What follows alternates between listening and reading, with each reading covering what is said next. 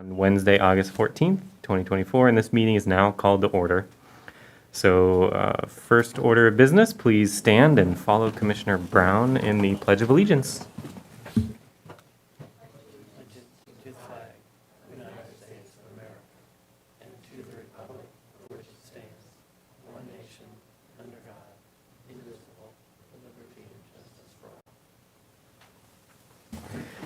Thank you very much, Commissioner Brown.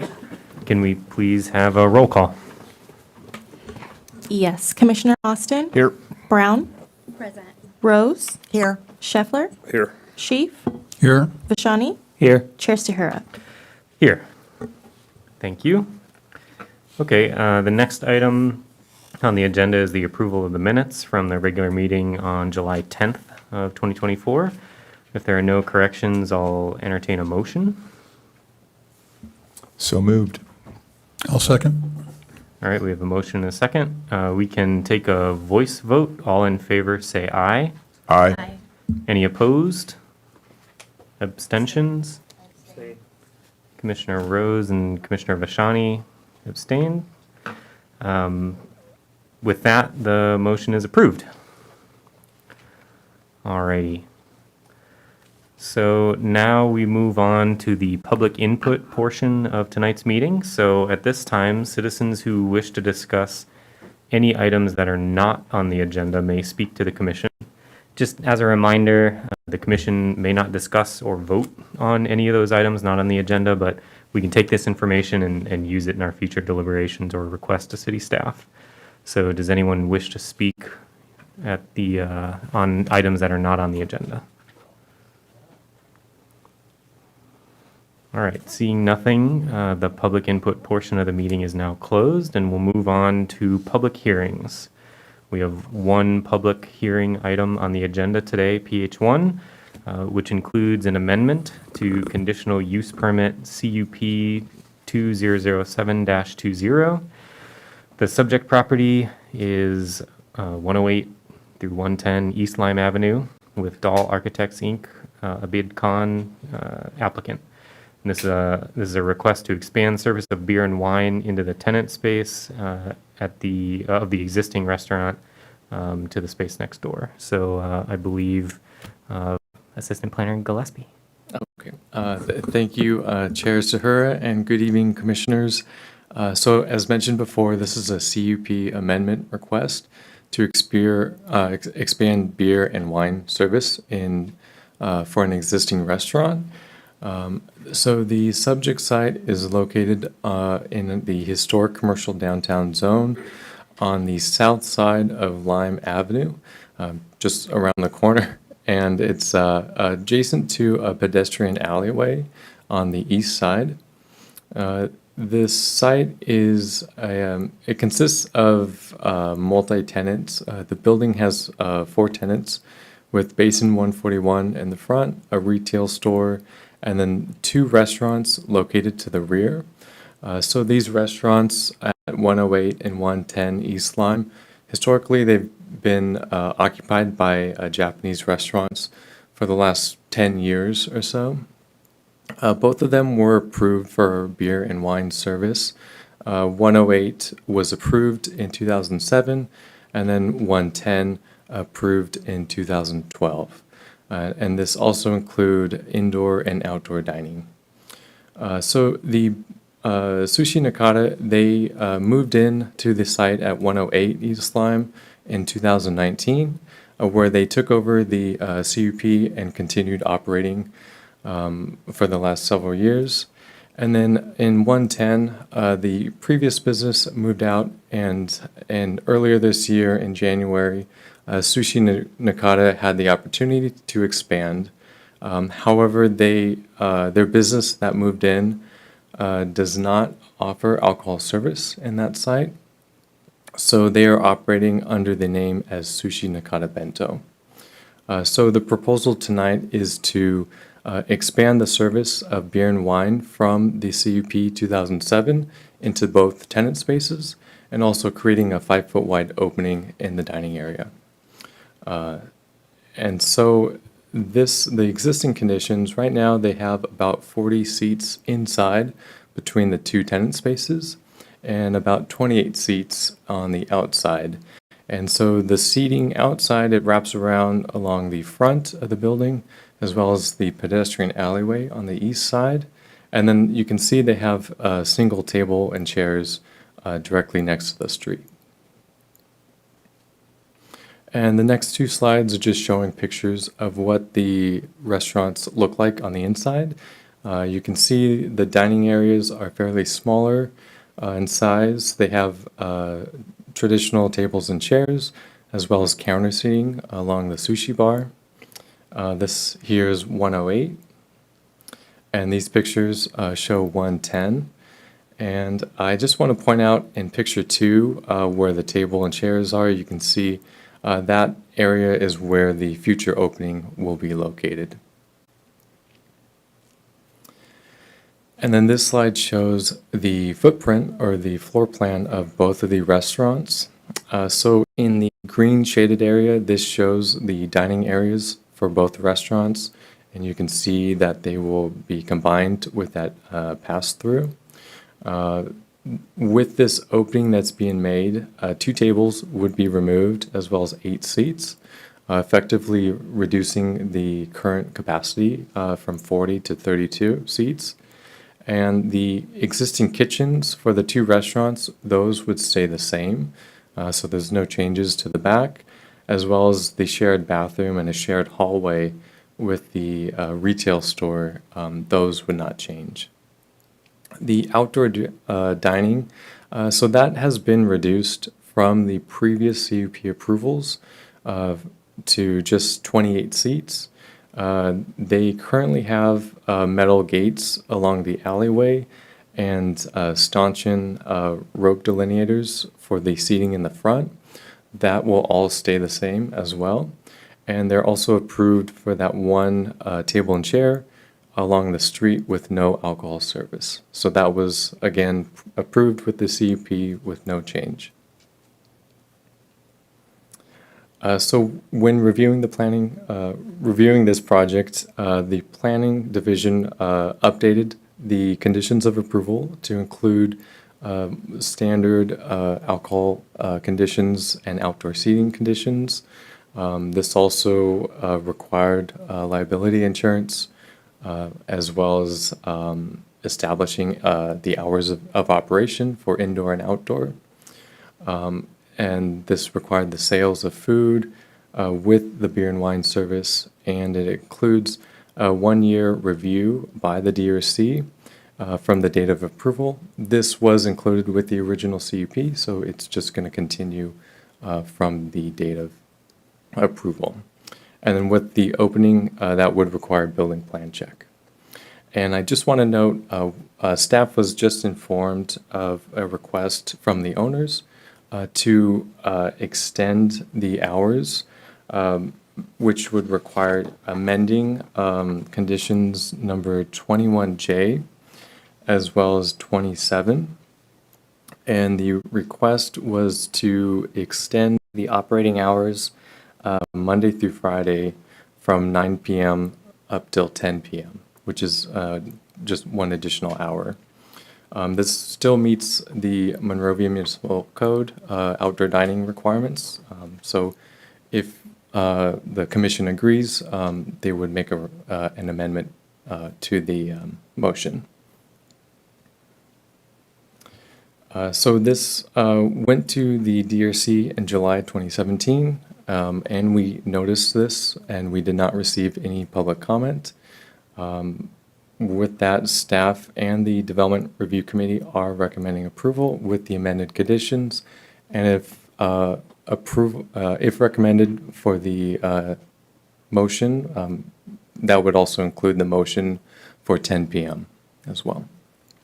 So the project architect team and the business owner, as well as staff, are available if you have any questions. Thank you. All right, thank you very much for the report, Vincent. That was great. Just one question from me to start. Can you just explain why the one table out by the street doesn't have alcohol service, mostly out of curiosity? So that was part of the original CUP approval. I know a lot of other businesses that have alcohol service have seating that's directly adjacent to the building. Also, a requirement for alcohol service is to have that delineation. So that could be a reason why if having that delineation for that one table would feel enclosed really close to the street. So it might be a Okay. safety issue. Thank you for clarifying. Are there any questions from the commission on the staff report? Commissioner Austin? I do. One clarification. It's on data sheet number 1, and it's C, it's saying minimum, and I think you answered my question, but I want to clarify it. Number C says minimum 48 inches from the clearance, then it says 12, and then under H it says 12 inches from the curb. And does that mean that second table that's closest to the street, that's where that applies to? I'm sorry, the condition number? It's on data sheet number 1 and 21. 21 to 21C 21C. and Oh, I see. H, there was talking about 48 inches, then 12 inches from the curb. So does the 12 inches from the curb apply to that single table near the street? Yes, that it would, yes. All right, thank you.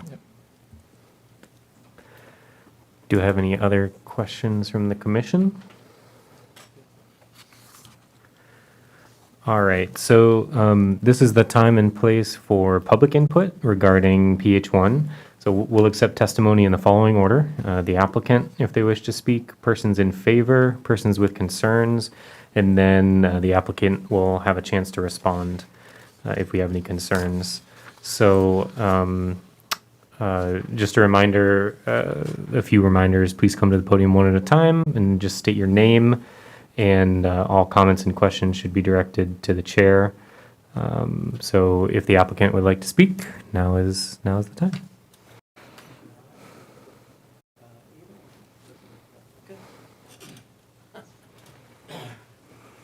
We drew straws. Hi, I'm Steve Dahl with Dahl Architects. It's really a pleasure to be here. Abid Khan is our project manager and the actual formal applicant, and then Anu, the business owner, is here with us as well. If there's any really tough questions, I'll defer to Abid and Anu. We love working with this city. We work all over the San Gabriel Valley, and this has really always been our favorite city to work in. Abid and I, tomorrow he'll be with our company 33 years, and decades ago, we worked with the developer to fix up that whole corner there. I don't know how many of you were around back then, but it was really fun. And then working with the adjacent theater that went in. And then a number of years ago also, we were actually hired by the city for your building there at Colorado and Myrtle. It's the brick building that was a horrible stucco that would take your arm right off with the texture on it before. And it really feels like it's always been there with that brick. It's really worked out. That happens to be a sushi restaurant now. I think it was T. Phillips before when we were helping the city on that. And that was really a joy to work on as well. This is a great project. Abid and I worked on the original building. We remember being in there years ago when it was one space and you could see through it. There's a little bit of change of level, which is tricky. So in the back where we share the hallway to the shared bathroom, there's a handicap ramp. We have the outdoor dining on the side, and then on the street. They're very small businesses. Abid just got back from Japan and was doing a little direct research. And you see these little small places there in Japan. And I really give Anu and her husband, the sushi chef, a lot of credit, because in Japan, each restaurant has one specialty. It's not like here where you can get so many different things. And so they're doing that and preserving that here. So the two restaurants will still have we'll have the sushi in one and then the other food from the other, and keep it very traditional. So I think it's just wonderful. Of course, as you know, when we first did the building, I think it was the loaded baked potato that was in that space. Those were the days. That was fun. But both the existing restaurants had alcohol licenses. We're not adding any square feet. It's just a combination. We would have made the opening bigger, and it's non-structural, thankfully. That's a wood-framed wall between the outside of the building is brick, but wood inside. We're actually losing some seats inside to make that connection through, but it's going to be a good flow through there.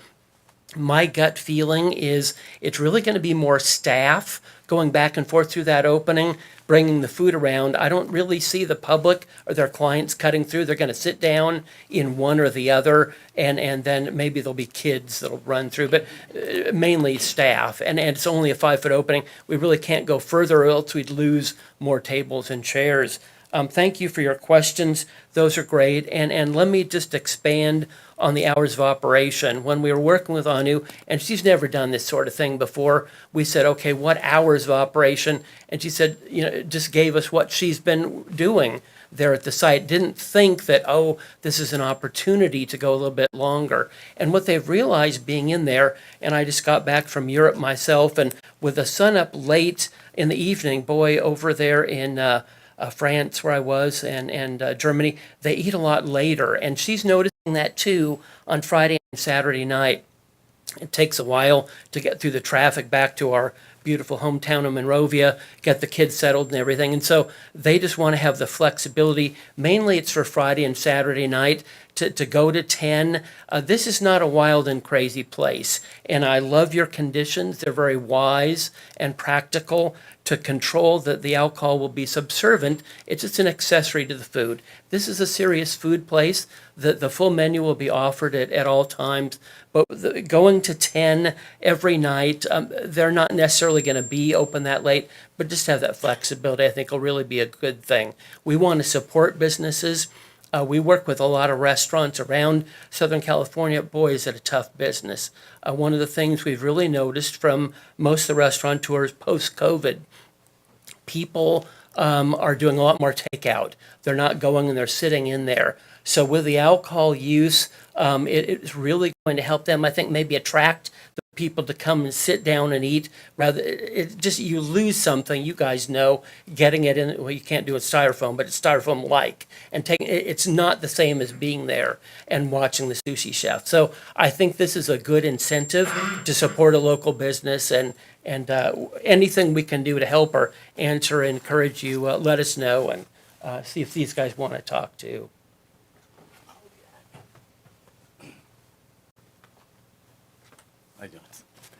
Good evening, gentlemen, ladies and gentlemen. It is a good opportunity for Anu and her husband to run this restaurant.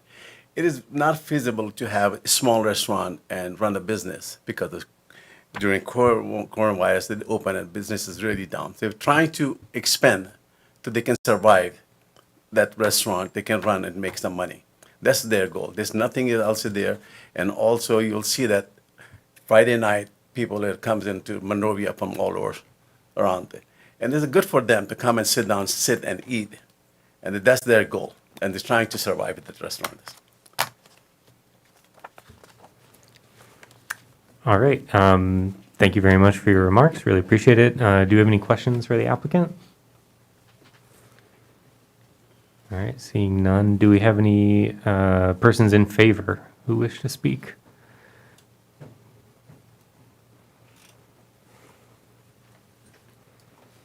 Good evening, Commission. My name is Brian Yamaguchi, and I'm in favor of them expanding their alcohol service outside and for the hours. We need to do everything we can to support small business, and it's consistent with other restaurants having the same kind of CUP. And I would encourage everybody to go and partake of this restaurant. I especially like the miso soup. I believe they have yuzu in there. The miso soup, which is a citrus thing that a lot of Japanese restaurants pass over, but I think they have it in there. So it's really good. All right. Thank you for your comments. Do we have any persons with concerns? All right. Seeing none, we don't need a rebuttal from the applicant. So at this point, the public testimony portion of the hearing is closed, and now we can debate this and discuss as a commission. Any more? Chair, if I could just offer one kind of Oh. thing for you, for the commission to think Please. about, based on kind of the comments about the flexibility. You may want to also just consider on the hours of operation, both on 21J and on 27, just making the hours of operation 11:30 a.m. through, all the way through 10, instead of the lunch and the dinner. This, again, I think that just offers the flexibility that they were talking about. And if for some reason there's some great, midday rush that all of a sudden she wants to take advantage of, she doesn't have to come back to you. Sounds good. Thanks for the suggestion. Okay, any comments or further questions from the commission?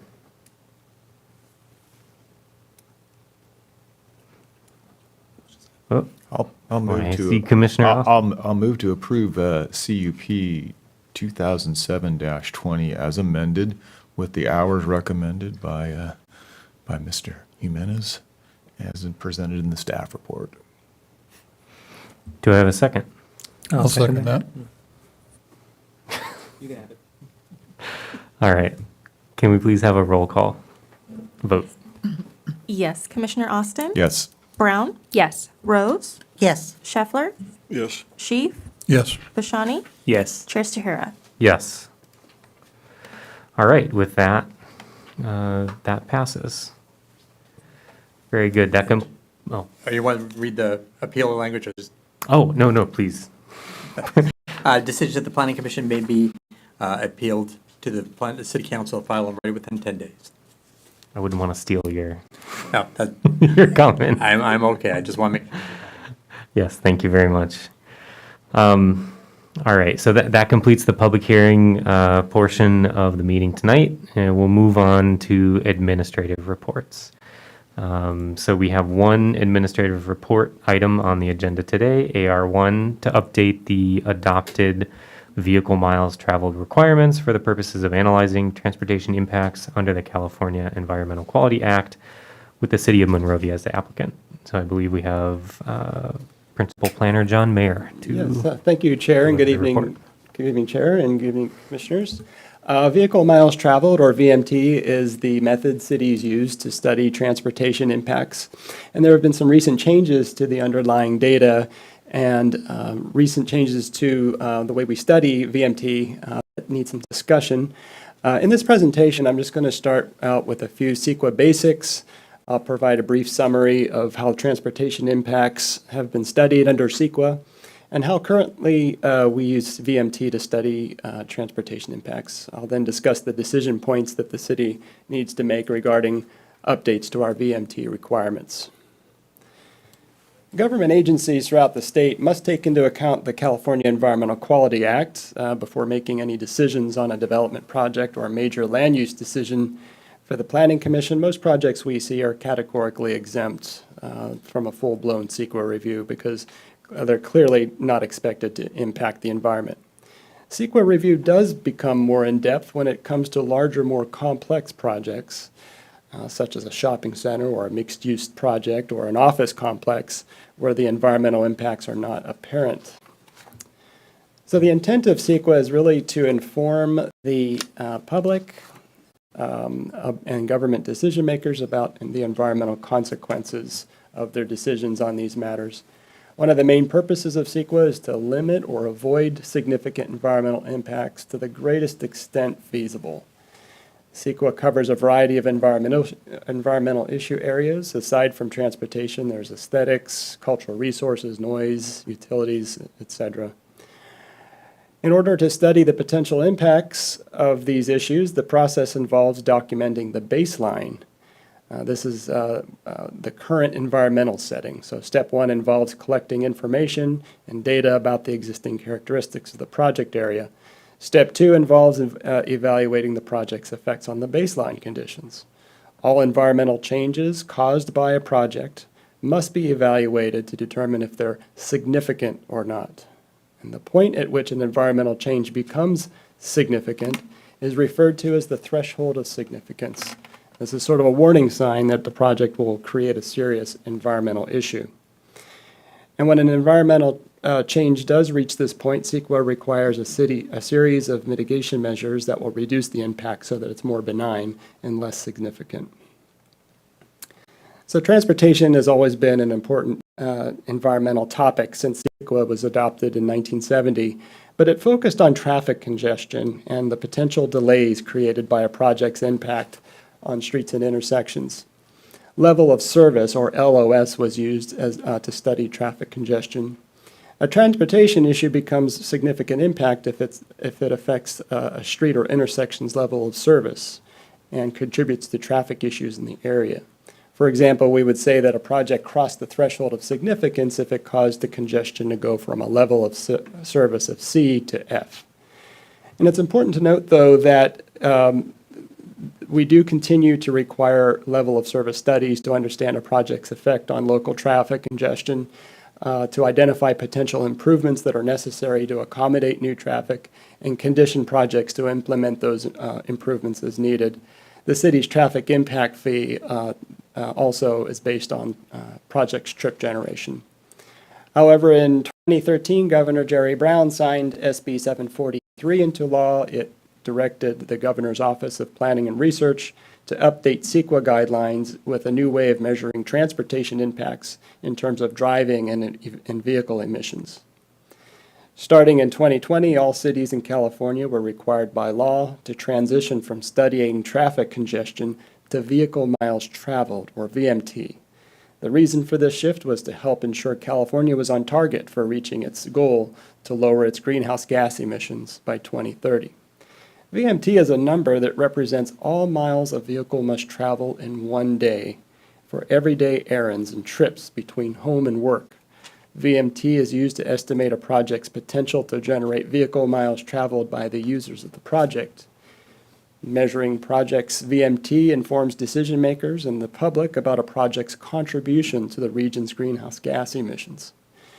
And the benefits of studying VMT as a transportation issue is that it promotes infill development where residential, employment, and shopping are closer in proximity to each other. It also encourages development in places where walking, bicycling, and public transit are readily available and convenient. And the overall environmental goal with VMT is to approve projects that will reduce the number of vehicle miles traveled, and this will ultimately lower greenhouse gas emissions.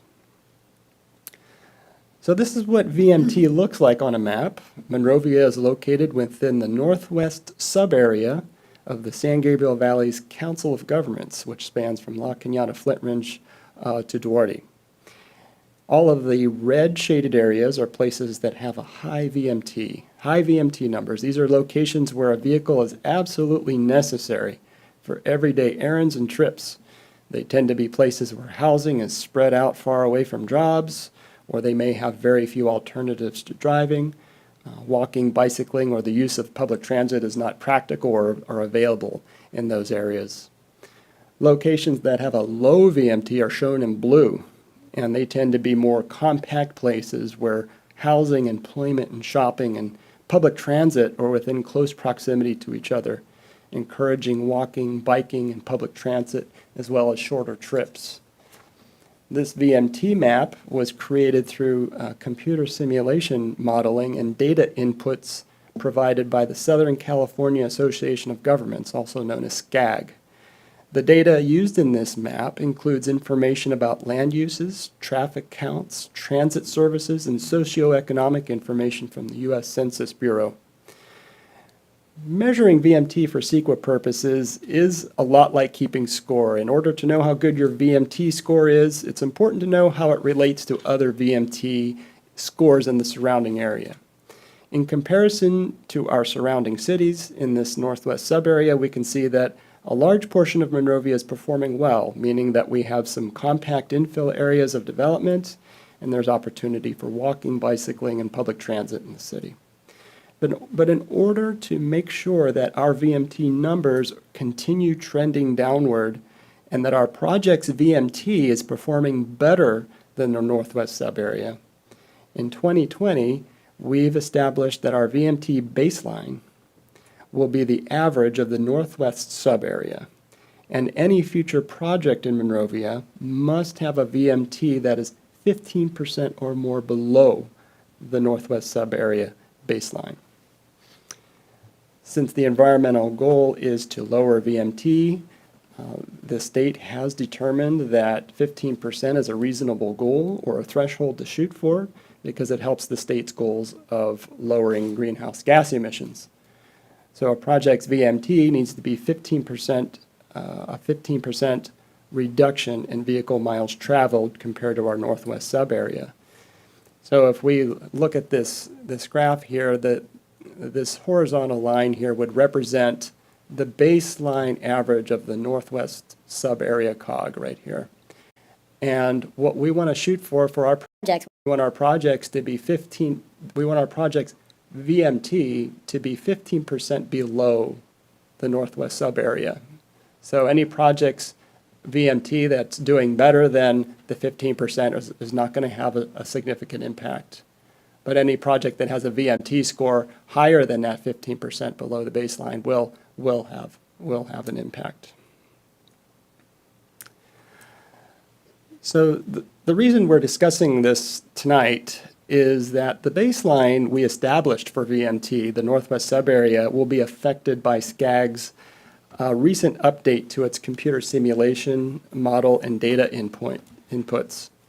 SCAG has replaced its travel demand model with this new activity-based model along with new data.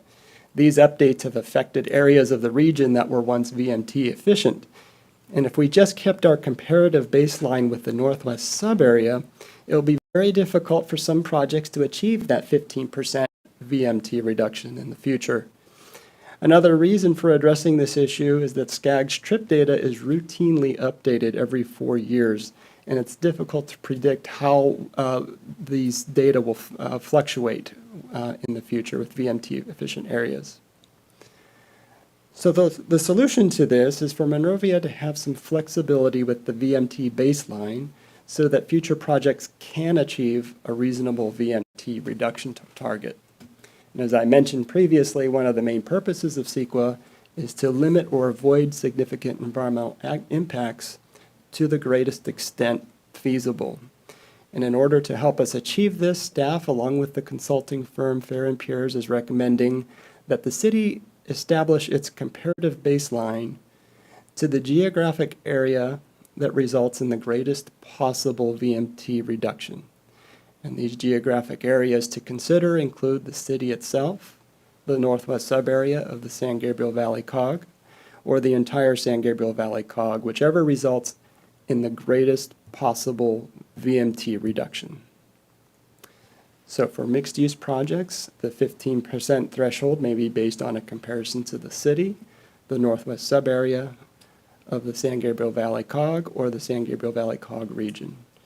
For residential projects, the 15% threshold may be based on a comparison to the city, the Northwest Sub-area, or the San Gabriel Valley COG, or the San Gabriel Valley COG region. And finally, for employment-generating projects, the 15% threshold may be based on a comparison to either the Northwest Sub-area of the San Gabriel Valley COG or the San Gabriel Valley COG region, whichever results in the largest numerical value. In other words, whichever gets us closest to that 15% reduction in VMT. So staff is advising the Planning Commission to take the following actions to find that the decision to adopt these VMT baseline and thresholds exempt from CEQA review because it is a city action that's necessary to protect the environment, and it can be seen with certainty that these updates will not have a significant impact on the environment. And the motion would be to recommend that the City Council adopt the updated vehicle miles traveled baseline and thresholds of significance as provided in the attached resolution number 2024-52. This concludes my report. I'm happy to answer any questions of the commission at this time. All right, thank you very much, John. We have a question from Commissioner Rose. We have many questions from Commissioner Rose. Not so many. I just need some clarification. Okay. So,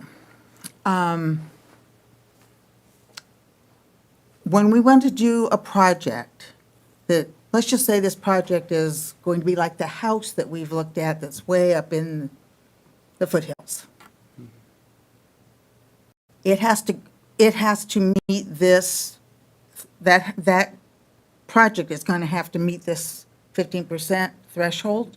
No, I can clarify, So a residential doesn't fall into that? not a single. Not a family single house. family? Yeah. A lot of projects are exempt from CEQA because they're so small. And Okay, so we're just talking about maybe multifamily kind of, These are large mixed-use projects where we don't know what the future environmental impacts will be and that they'll need study. oh, okay. So I think when I heard residential, I was thinking, oh, all residential. That's, okay, so that's not, But I Well- think to that point, if, let's say we had a big industrial project that was proposed in that high VMT area up at the Yeah. foothills that's far away, then that's going to trigger an environmental review and it would be subject to the VMT.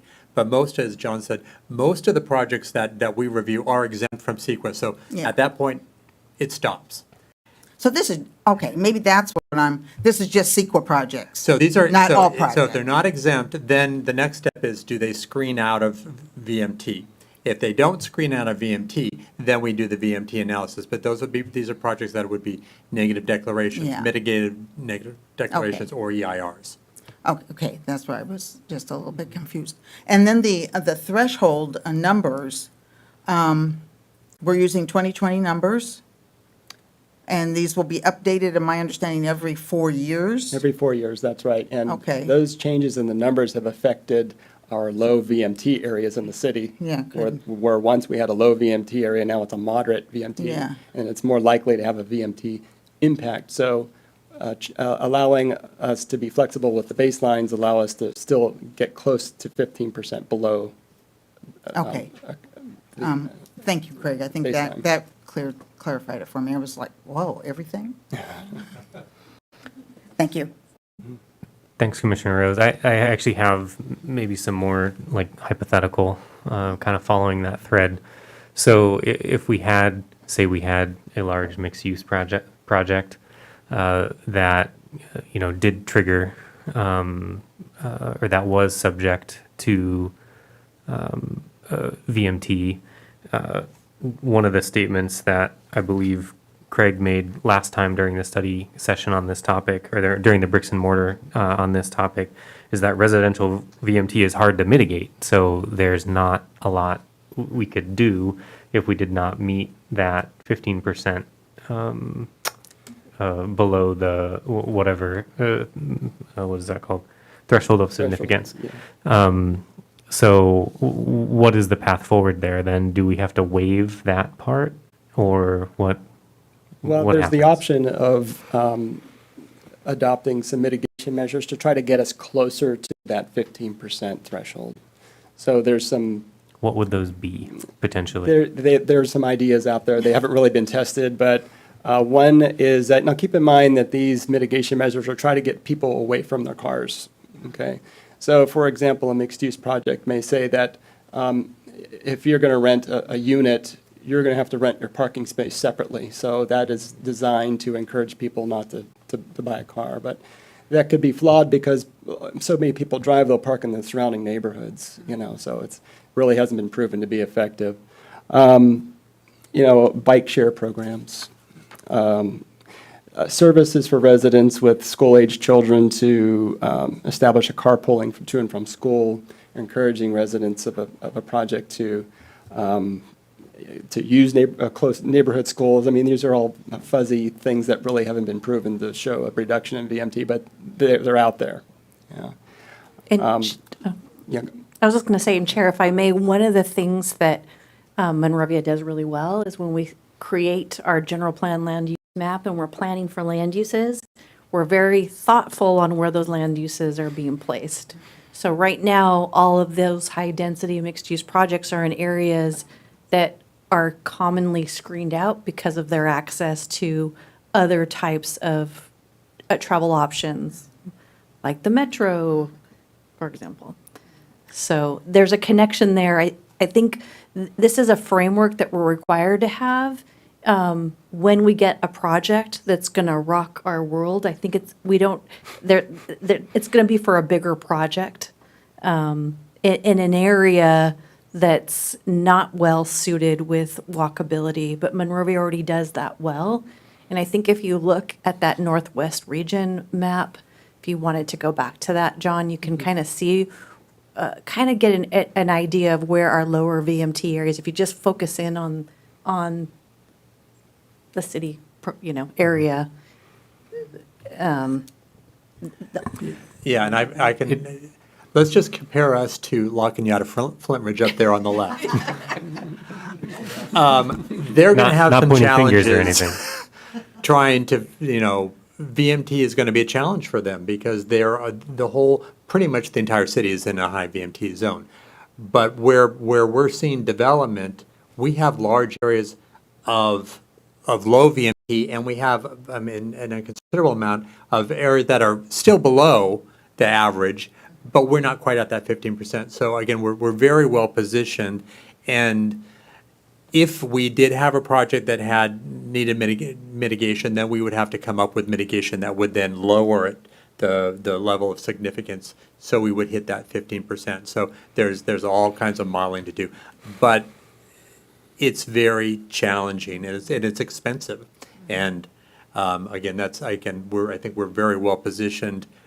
Our development and our zoning is lined with these low VMT areas already. So it's a possibility, but most of these projects, even the types of projects, are going to screen out. So we're not even going to get to that point. If they don't screen out, again, they're going to be very well positioned to still be able to achieve. But we'll still, even then, we'll be able to bring the VMT down. They're still going to have to show that they're reducing the VMT. And when you say expensive on the developer's part? Correct. Or on the city's part? On the developer's part. And is this map with the activity-based model? It is. Okay. Yeah. And this is with the regional average, so it's not against the city average or there were three These are the averages. averages of the Northwest sub-area. Okay. So So the map would look slightly different it'll look different. if you compared it, or if you looked at versions of it compared to those other averages. Right. Okay. Other questions from the commission? We have one.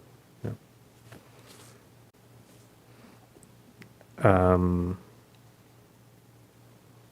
I think that was all of my questions. Okay. So if there are no other questions, and I believe if there's no further discussion, is there a motion? Chair, you should first see if there are members of the public that are wishing to speak on this item. Thank you very much. Yes, so this is an administrative report, but we'd still like to gather public feedback. So now is the time and place for the public to come forward and comment on this. Do I have anyone wishing to speak? One person. Good evening, Commissioners. My name is Brian Yamaguchi again. I'm in favor of this. Number one, in the time that I've been coming to the Planning Commission, VMT hasn't come up very often, if at all, that I can recall. Number two, there's an option for the city to do their own VMT studies, but these guys have enough to do, so you don't want to burden them with that. Number three, most of the cities in the area already use the COG data or the SCAG data, and because most of the cities use it, the chance of litigation goes down because people aren't going to challenge that very much. However, I do have a suggestion. When Ronald Reagan passed the CEQA Act, the idea was to save the environment, right? I have a friend who works for SCAG. In the old days, SCAG used to take their tapes down to USC where I worked, and they used to borrow our computers to do their calculation. They're still doing simulations. They're computer models about what people actually do, and they're based on surveys like the census and other things. So the data is really old, like 4 years old, and it's based on people who actually answer surveys. And the people who answer surveys are skewed from the general population. And this is 2024. Today, this little AirTag, this little phone, any vehicle with navigation built since 2005 knows exactly where you've been. In addition, you have to go in and get a smog check. You can combine the data from your AirTag, your phone, your smog check, and know exactly how much pollution you're putting into the air. You can just tell ChatGPT to go do it, and it can calculate. In addition, Commissioner Brown pointed out during the study session that they calculate electric vehicles just like a 1966 Mustang, which have different pollution profiles. I mean, there's lots of pollution created in an electrical vehicle during manufacturing, but the number of miles it travels doesn't really affect what goes into the air. So I would say, go back to SAG and say, when you do your VMT calculation, do it on real data. We can do that now. Thank you very much for the comment. Do we have any other members of the public who wish to speak? All right. Well, seeing none, we can close the public hearing part of this, or the public comment part of this. Do I have any other comments or questions from the commission?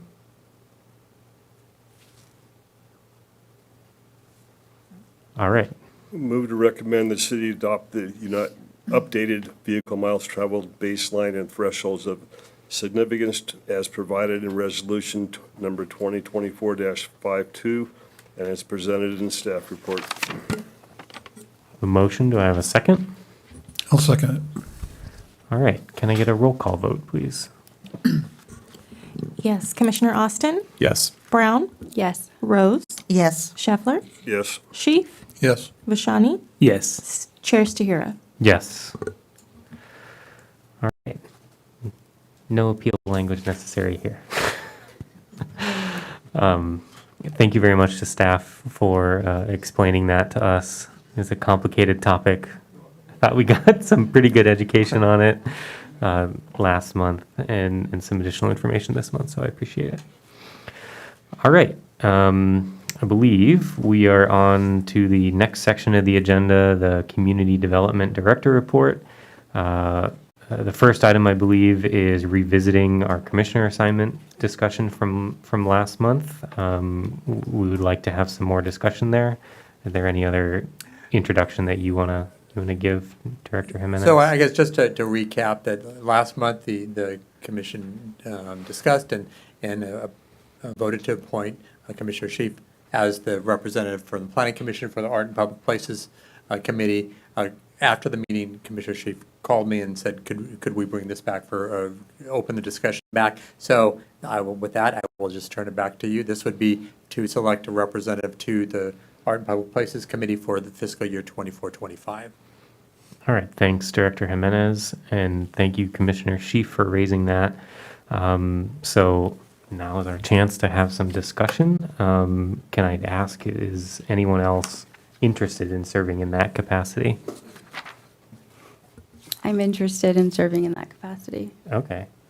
Is there any other discussion, I'd Commissioner like to Sheaf? move that the commission assign Commissioner Brown to that position. Okay, I hear your motion. Before we move on with the vote, is there any other discussion? I'll second that motion. Okay. So we have a motion and a second. I see no one else wanting to discuss. Can we please have a roll call? Yes. Commissioner Austin? Yes. Brown? Yes. Rose? Yes. Scheffler? Yes. Sheaf? Yes. Vashani? Yes. Chair Stahira? Yes. All right, excellent. So with that, the motion passes, and our representative on the Art and Public Places Committee will be Commissioner Brown. Thank you very much.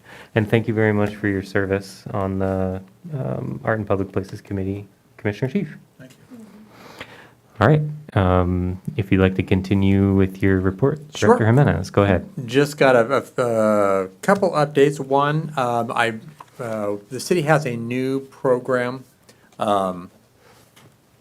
Care Solace, and this is available to all of our residents. If you work in Monrovia, it's available to you. I provided you with a handout.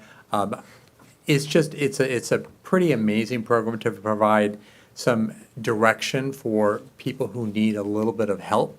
Mental health, substance abuse, if you have needs for, housing or, they can provide direction in a lot of ways. They're not the service provider, but they help make the connections. And so we're really trying to get the word out to the whole community that this is a program that's available to the community. And so if you know anybody that is in need of some assistance or some guidance, they will help connect you regardless of your ability to pay. If you have insurance, they'll work with you to make sure that your insurance covers those things that can be covered by your insurance. If you don't have insurance, they'll connect you with people who provide for those that don't have insurance. So again, it's just an amazing resource that I think is well needed in this world that we live in today, and very excited. We're all very excited that the city of Monrovia is providing this. So again, just wanted to make you aware of the program and help us spread the word and get it out to the community, because again, I think it's terrific. There's a lot of information on our website. This QR code, you scan it and it takes you right to their site, and they start right there. You can start working with, they'll ask a few questions to screen to see which direction they need to send you, and then they connect you with someone that you can talk to, and they can help, again, evaluate who's best, who do we need to connect that dot to you. So again, just wanted to give you an update on that. I'm just curious, are these brochures available in mass that we could give them to the service clubs in the city? They will be. We actually ordered quite a few. We gave out more than we anticipated, so we do have more that will be coming in. And so I'm happy to connect you with who can provide that. This is being run out of the city manager's office and primarily out of our human resources staff is coordinating this, but they're really trying to get it out to anybody, so we can connect you with them. All right, so now the moment you've all been waiting for, zoning. Yay. So zoning is something the commission is very familiar with. You deal with it every month, but we want to give you a little bit more context on what zoning is and how it fits into the whole planning puzzle. And thanks to Chair Stahura for raising this as a potential topic, because I think it's a great one. But zoning is something we deal with every day, and you deal with every month. But how does that affect what you do, and really what is zoning? And what I will say is planning needs zoning, but zoning is not planning. And hopefully throughout this presentation, we'll talk a little bit more about, and you'll understand that it took me many years to realize that zoning is not planning. But planners do a lot of zoning. So really, city planning in Monrovia is really basically we have these kind of four big functions. Current planning, and that's the day-to-day administration of the zoning ordinance. It's helping people at the counter, providing them zoning information over the phone, emails. It's also processing development applications. We're looking to make sure that they meet all the zoning requirements, that it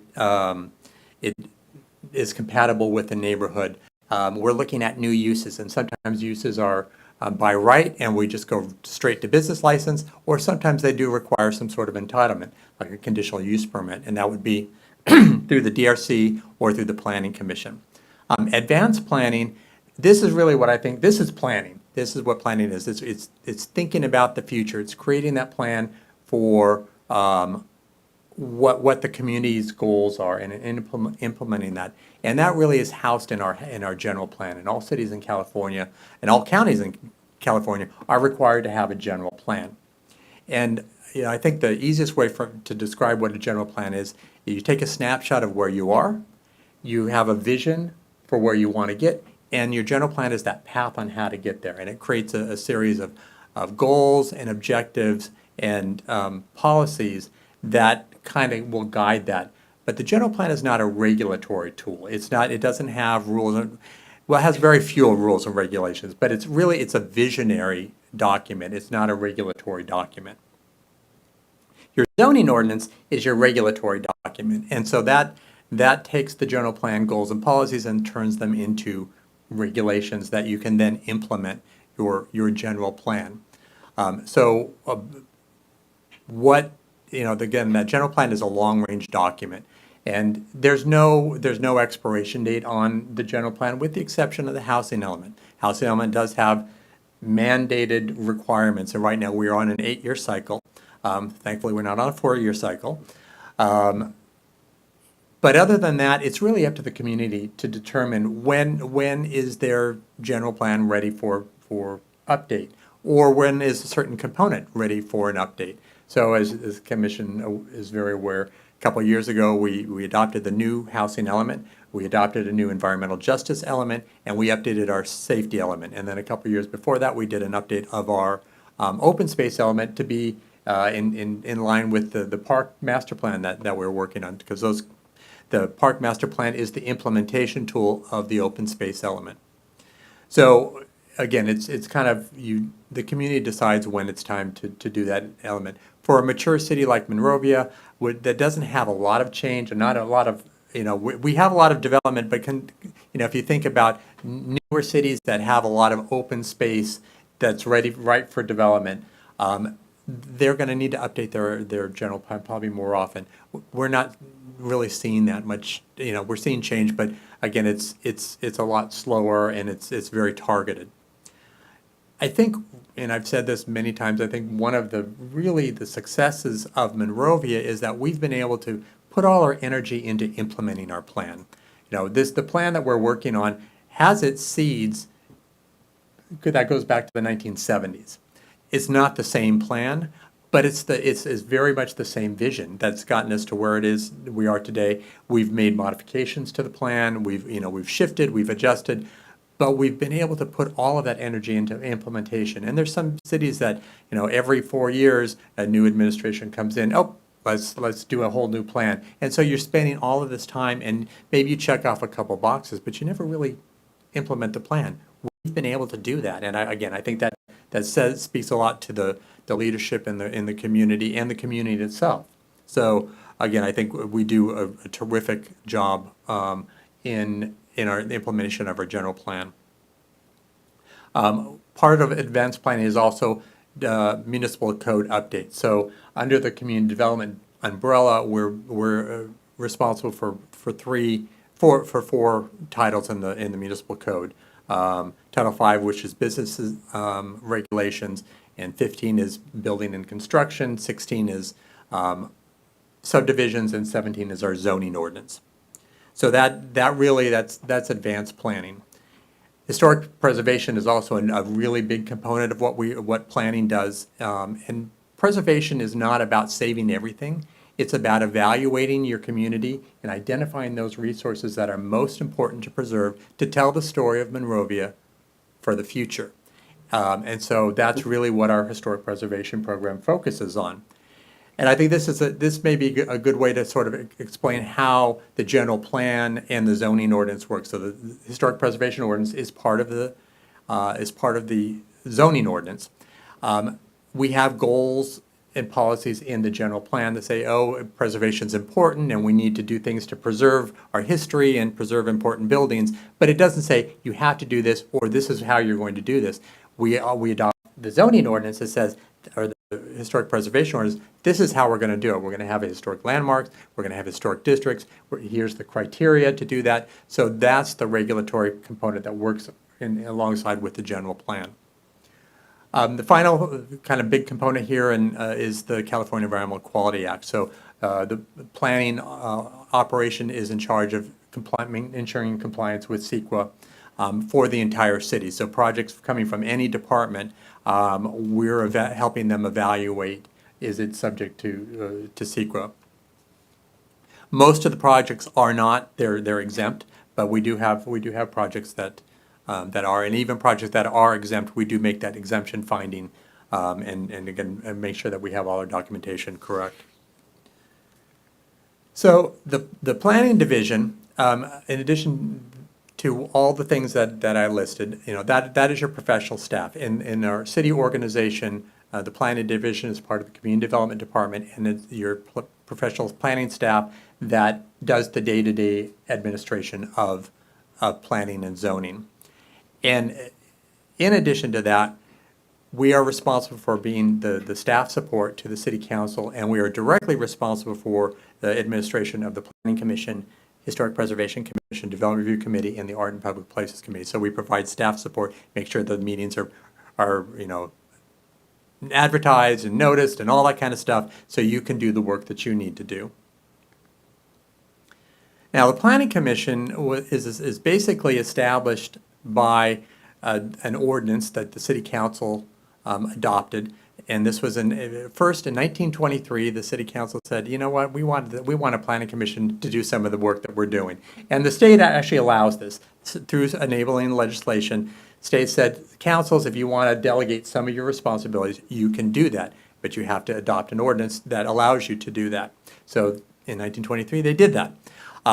The municipal code actually gives the Planning Commission quite a bit of authority, gives you a quasi-judicial authority and to actually approve conditional use permits, variances, and parcel maps. So if you approve them, that approval is final unless that decision is appealed to the City Council. The code also gives you advisory authority over land use decisions to the City Council, general plan amendments, zoning amendments, as well as tract maps. In that case, you act as an advisory body to the City Council. Now, getting into zoning, and the zoning ordinance, which is part of the municipal code, really does it has four primary purposes. And the first is to establish the zoning districts. And your zoning districts, every property in the city has a zoning designation. And it's over all private property. And the zoning ordinance covers private property development and use of private property. All properties have two designations. They have a land use designation and they have a zoning designation. Now, these are our zoning designations. We have 23 unique zones in addition to our planned development zones and our specific plans. So these are all our residential zones. And going from RF, residential foothill, this is our lowest density and least intensity zone, going all the way up to RH, which is our highest density residential zone and which also has the highest intensity. And then there's everything in between. So our RF, RE, and our L zone, those are our single family zones. Our RM, we have a number of RM zones. So RM, and it has four numbers after it. So like RM 2500, that means that you can have one dwelling unit for every 2,500 square feet of lot area. RMRH is sort of a kind of in between RH and RM, and then RH is high. So on the zoning map, I'm going to show you, I think it looks like most people are looking, I'll go here. Yellow and orange are residential, so you've got up here residential, residential, residential in the core, residential down here, south of here's the freeway. So we've got these pockets, but primarily it's in the north and in the central part, and then down kind of in the southwest part, and then we've got a large residential over here in the east. So that's about 60% of our urbanized area. Now the city is over 13 square miles, but the urbanized area is only about 5 square miles. So most of the city limits actually is way up off the zoning map, or at least off of this zoning map. All right, then we got commercial zones. So commercial zones, we have 5 commercial zones. Neighborhood commercial, from this is our lowest intensity commercial zone to our higher intensity zones.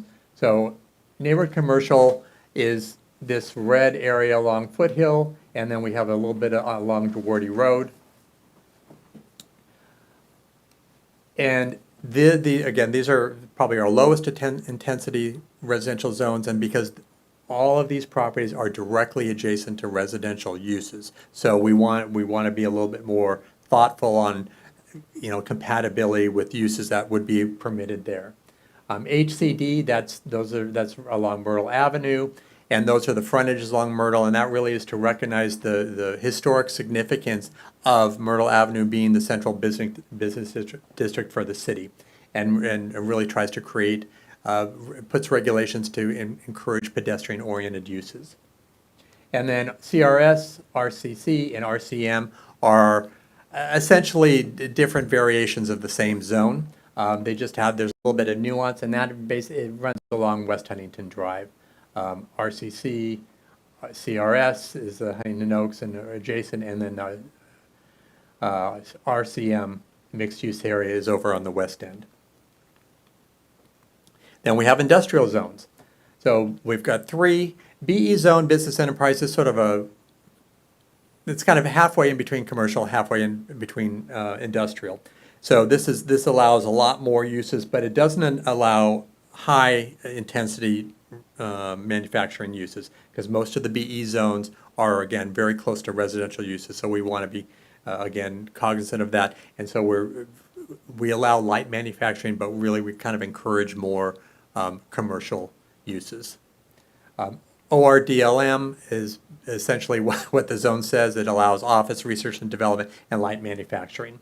So this is really our light manufacturing zone that encourages office use. A lot of cities in their light manufacturing, they actually discourage office uses. So East Huntington Drive, and then the South Myrtle corridor, south of Old Town, those frontages along Myrtle Avenue, those are also ORDLM. And then manufacturing is our heavy manufacturing zone, and those are the dark purple areas. They're kind of scattered. I think Monrovia is very fortunate because we have a very diverse economy, because we have all these types of zones. Our manufacturing zone actually is very successful. We don't have a lot of vacancies in there, and there's a lot of good jobs that are in that zone. So trying to encourage new manufacturing to come in, especially clean manufacturing, we think that's a good thing, and we do have the capacity for that. Yeah, Then there's Can I ask sorry. a question? What were Yes. the percentages on the roughly on commercial and industrial? Because you said 60% was residential. It's about 20. It's about 20-20. So there we have about equal commercial and equal resident and commercial and manufacturing. And is there tell me if I'm getting ahead of you. Has anyone said, here's like the right amount of, residential versus commercial versus industrial to be a successful city? I know there's not one. Every city is so different, and it really depends on what that city's goals are. Bradbury would tell you being 100% residential is perfect for them, and so that's their right mix. So really, it's up to the community. I think our balance is a really healthy balance, because what it also does is, because the economy shifts, and sometimes office market is hot, sometimes retail's hot, sometimes housing's hot right now. Warehousing is also very hot right now. So if you're constantly chasing the trends, you're always going to be chasing. When you have a diverse, you may have one sector that's a little bit weak, but we also have some flexibility in our zoning that allows some, as the market's changing, we can respond a little bit easier because we've already built that into our code. So again, I think that there is no particular right answer, but I think we've got a good mix. We have 29 planned development zones. Planned development zones really are areas that don't fit traditional zoning for many reasons. They may have odd-shaped lot sizes, or they may have a lot of historic resources, or maybe there's a mix of commercial and industrial and residential that's hard. You don't want to make any one of them non-conforming. That neighborhood's working fine the way it is. How do we craft development standards that address that? So again, each one of our 29 PD zones is very different, and it's been an amazingly successful tool for the city. being able to do the adaptive reuse on Shamrock, on our PD 66 zone. Very successful. Being able to accommodate the Aztec Hotel, and hopefully someday we'll have a successful Aztec Hotel. But being able to acknowledge that that resource is important, and traditional zoning is not going to allow it to happen. So again, that's how the PD zones really, again, I think we've really successfully used those PD zones. Creating the PD zone for Steve Baker's property, I mean, that to me, that's the ultimate creative zoning. But there's enough safeguards built into that. If there is a problem, we can bring it back and see if we can adjust it. We have 13 specific plans, and we have our hillside development specific plans. We have project development specific plans. So we use specific plans in a number of different ways, but each one of those is their own zone. Public, quasi-public, this is designated for government-owned property for government purposes. And then we have 3 open space zones, and the HWP, Hillside Wilderness Preserve, the HR, Hillside Recreation. HR is primarily Canyon Park and Trask Boy Scout Camp. That's this lighter green area in here. This dark green in here is Hillside Wilderness Preserve, and then this chartreuse lime green, that's the ANF, the Angeles National Forest zone. Most of the property within the Angeles National Forest, and there's a lot of the city boundary that overlaps with the forest, is under the control of the Forest Service. They are not subject to our zoning, but there is actually 2 parcels that are privately owned, so we had to create a zoning for them, and they have development standards, and you can do like 3 things on that property if you can get there. So again, I would say that's our least intensive zone. So the second thing that the zoning does, so first it establishes all these zones, and then the second thing is it establishes regulations. So each of these zones have their own set of regulations. Sometimes they share regulations and there's overlap, but each one has different development standards. They have different use standards. So in development standards, this is the physical, what can physically be done on that property, looking at building setbacks, looking at massing and bulk standards, looking at height, looking at neighborhood compatibility and design review. That's all part of the development standards that apply to each zone. So when we show you a project and we show you that table of all the development standards, check, check, check, hopefully it meets it. If it doesn't meet one of those development standards, then they have to request a variance or a minor exception.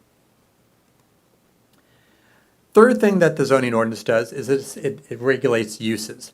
And so there's 3 categories of uses. Either uses are not permitted, they're permitted by right, which means it doesn't require any review, it just basically goes directly to business license, or it requires some sort of entitlement. So it would be conditionally permitted. So it's allowed, but you have to get a conditional use permit or a minor conditional use permit.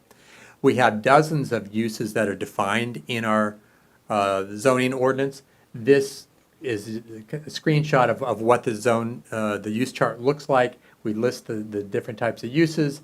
We have all the zones here, and then if it's blank, it's not permitted. If it's a C, it's a conditionally permitted, CM, minor conditional use permit, and permitted is permitted by right. So you can see there are some uses that are permitted in some zones or conditionally permitted in other zones, or conditionally permitted in some zones and not permitted in others. So again, really, we look at each zone individually and determine what's appropriate in that particular area.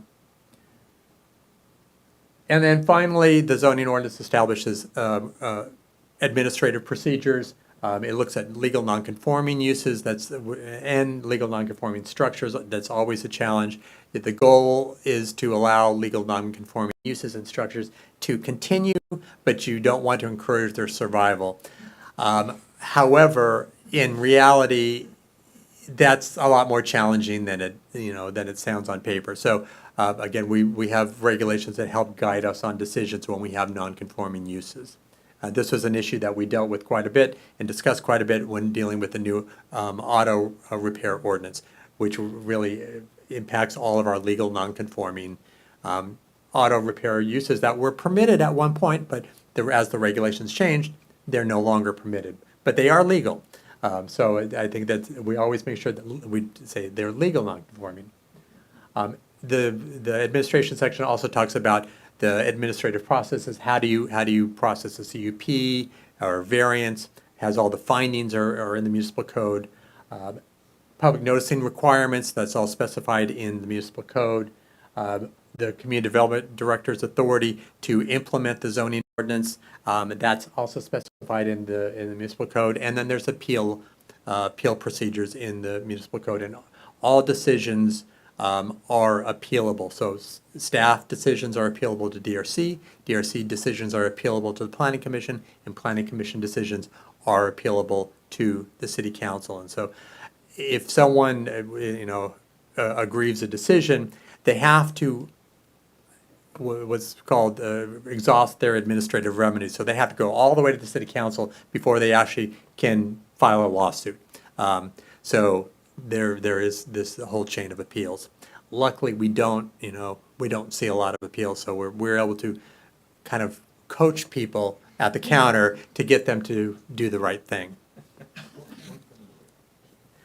So that's the zoning ordinance.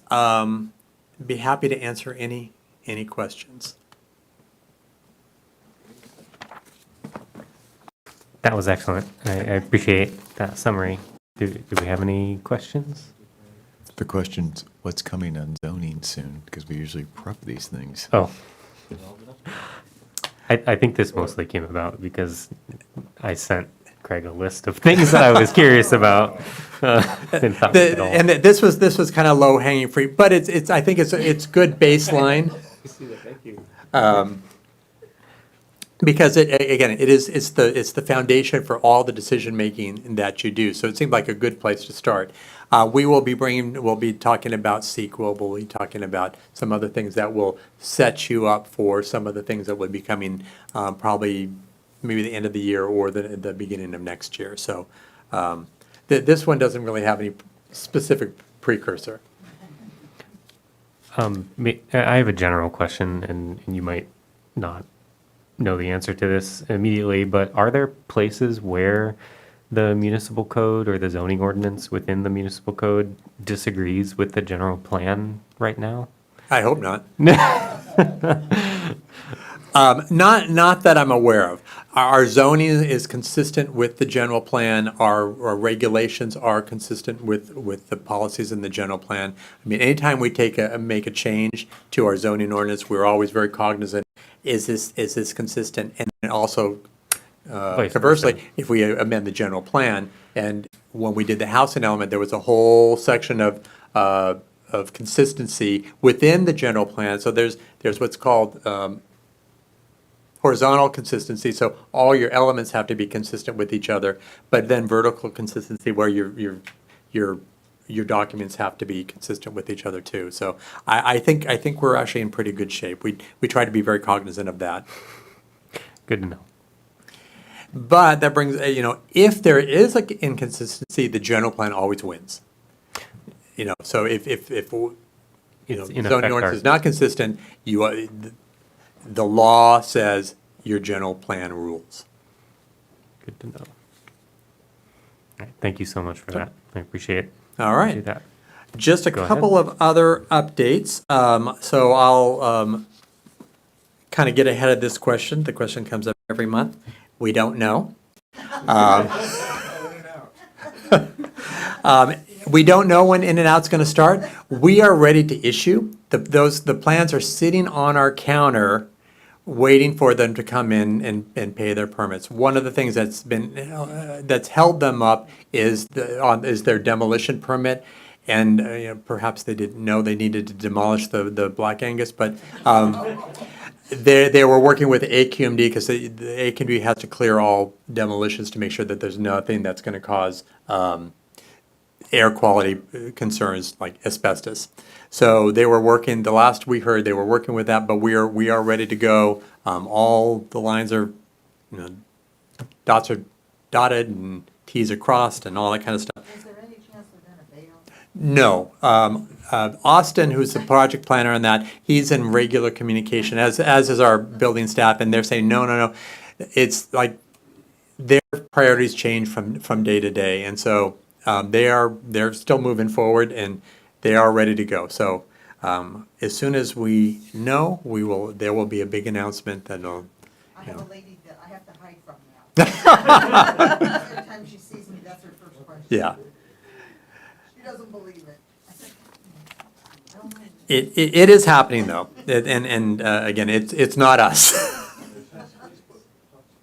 Yeah. Arcadia is really excited about this because hopefully this will relieve some of their traffic problems. I'm sure the bagel place is. Yes. I'm surprised they didn't close that long ago with that. That is just the worst place for that. Yeah. For that restaurant. Yeah. A couple of the real quick comments. The Alexan project, which is on the west side of Magnolia, we just issued their second temporary occupancy permit. So they are now 2/3 completed. They have, last I heard, they had, I believe, 50 leases signed. They've already have people moved into the first phase. Again, the project looks great. And that bear is not going to float away. We've made sure of that. But again, this is a project that I think it looks terrific. And Alexan, the Trammell Crow, has been a great partner with the city on that. And we have a new Samson sitting out front. A little Samson. And then the big Samson up on the roof. And then finally, I mentioned last month that the City Council will be discussing the inclusionary. We'll be doing a study session and giving them an overview. So this actually it will be scheduled for the first meeting in September 3rd. And the exact time hasn't been set, but it'll probably be around 5:30. So it'll be a study session for the City Council. If you're available to watch that, it will be, I'm pretty sure it'll be broadcast, but definitely you would be available to come here and if you have any input or any questions. If you have any questions in advance, we're happy to take those and forward them on and incorporate them in the presentation. But I think it'll be a very interesting discussion and set the direction on how we move forward on this. And that is all my updates. I think one thing I just do want to say is there'll probably be, and I think some of you already know, but I think there'll be more information coming out publicly soon, is I will be retiring this year. And I know some information went out this week, and I just want to make sure that the commission is aware of that. My last day in the office will be October 31st. I will be, I will be using up some vacation time after that, but my actual last day in the office will be the 31st. But I will say it is an extremely bittersweet decision. I feel so fortunate for so many reasons. Number one, to have landed here, to be able to serve my entire public service career for a community that I feel so connected and attached to, has been a gift. Being able to serve a community that I love, and to be able to work with, I've worked with such an amazing, from day one, the commissioners that I've worked with have been just phenomenal, and the partnership that I feel that staff and the commission has had has been, it's been another gift. We don't have this in other cities. We talk to our peers. This doesn't happen other places. Staff and commissions don't get along.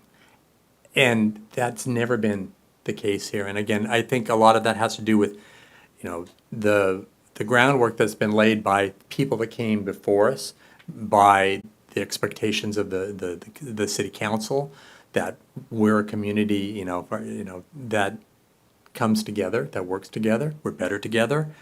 But that's been in our culture for a long time. But we're always been focused on what's right for Monrovia. And to be part of that has been, again, phenomenal. I also feel extremely fortunate that I'm not leaving because I don't like my job. I love my job. I love coming to work every day. I love serving. I love my staff are amazing. They're amazing human beings. They're amazing public servants. And I can say that across the city organization. And it's just great. I could, I drank the Kool-Aid a long time ago, and I never regretted it because, again, Monrovia is special. And it's special because we have, 38,000 people who are all on the same page. We may not agree on every single thing, but we all want the same thing at the end of the day. And again, that's phenomenal. And it's the exception, not the rule. And that's what's unfortunate, because every community should be like this. So anyway, I didn't mean to get on the soapbox, but I did want to just let the commission know that I will be coming to, my career will be ending fairly soon. We do have, Sherry is lined up to be the next director. There is going to be a recruitment, internal recruitment. I don't know that anybody else is going to apply for her job. She's got my vote. Same thing with John. We have him teed up for the planning manager. There will be a process to go through, but I anticipate that they will both be very successful in their coming up in the organization. So again, I don't anticipate they're going to do great. They're going to do great work. So thank you, all of you. I have, I'll be here next month and the month after that, but yeah. But again, thank you for all your support and everything you do for the community and everything you do to support the staff, because it is tremendously appreciated. So that's the end of my report. Well, Craig, it really shows that you love your job, and I think we can all see that. And the influence of your leadership shows throughout the whole department and throughout the staff, and just with everyone's demeanor and professionalism, it is definitely shows, and we can tell that that's a big part, due in part to your leadership. And at least I've had a great time working with you throughout my first term and the beginning of my second term. I always felt comfortable asking you questions, and I know I asked a lot of questions. I appreciate all of your responses and Sherry's, of course. And I wish you the best as you continue your adventures. And I'm glad you're sticking around for a couple more months, but I just wanted to make sure you know that we certainly appreciate you on the commission. All right. Any other Just a comments? comment. I got to meet Craig 17 years ago. Whoa. When I was a rookie historic preservation commissioner, and I had dark hair. yeah, I had hair. So welcome to that. Him, Alice Grizel, and Steve Sizemore took me out to lunch to the now defunct Red Lobster and said, "What'd you get yourself into?" And they were patient and drive them nuts with questions, bringing in the environmental impact reports. He's always been like I find inconsistencies in here. He's probably like, "Man, where's this guy coming up with it?" But he's always been grateful and that. And welcome to the club. I'd like to say thank you for being so accessible. The planning department has been phenomenal. Any questions, whether it has to do with the actual work or other issues, you've always been there. I'm really grateful. All right. Any other reports or announcements or requests from commissioners? All right. Thank you very much, everyone. And this meeting is adjourned at 8:59 p.m. And I- Pictures. Yes.